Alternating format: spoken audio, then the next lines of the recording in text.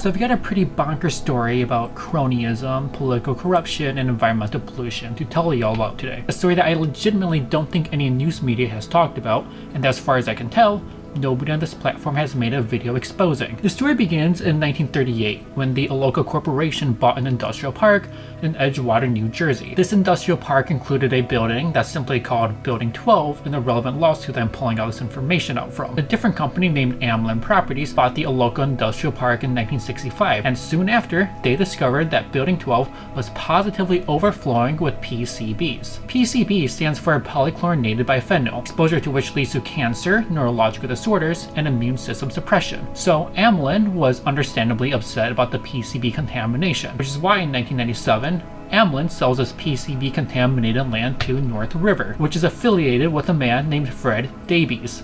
That's him on the screen right now. Part of the sales agreement included a promise to demolish and dispose of the material on site, but time went on and Building 12 remained undemolished. Later in 2006, a portion of the local industrial park had its ownership transferred to a company named 32 Coa LLC. It later come to light that this 38 Coa was owned by the same Fred Daibes, who was with the North River that bought the PCB contaminated land in 1997. But still, no work was done with Building 12. It remained undemolished and undisposed of. Then 2010 comes rolling around, and Building 12 starts showing some serious signs of obvious neglect. It's positively crumbling down and becomes so unstable that it collapses onto itself. Nobody can deny that this building needed to be demolished pronto, which isn't super great for Fred Daibes. But as luck would have it, an opportunity arose. Because in 2011, the borough of Edgewater decided to improve their Veterans Park. It's a 27-acre public park that was in desperate need of a touch-up, and so they used public money to hire Terms, which is an environmental consulting firm, to head the renovation. Terms awarded the contract of physically improving Veterans Park to a company named Waterside,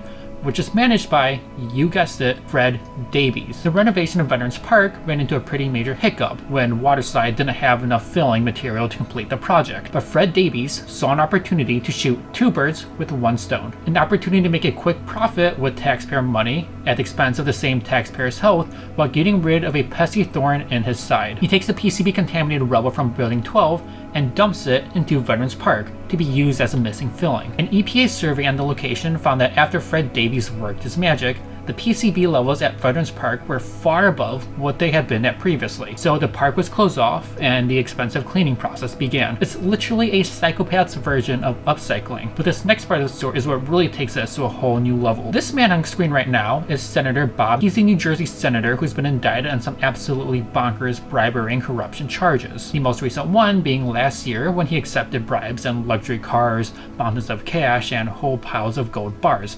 $100,000 worth of gold bars. It was like he was living some kind of Narcos fantasy or some shit. Four other people were also indicted, including, say it with me now, Fred Daibes. Some of the cash was stuffed in the senator's jacket pockets. Some of the envelopes of cash contained Daibes' fingerprints. Agents also discovered a lot of gold. Gold that was provided by Daibes